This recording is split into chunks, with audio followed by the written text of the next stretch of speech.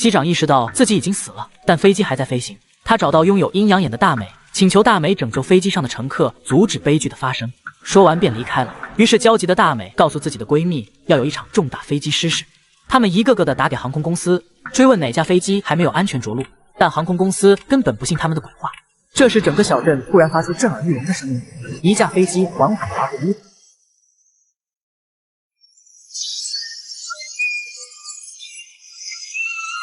接着，所有玻璃全部震碎，不远处冒出巨大的蘑菇云。小美瞬间愣住，虽然自己提前知道事故，但她还是没有阻止悲剧的发生。佛波勒接到任务，紧急出动。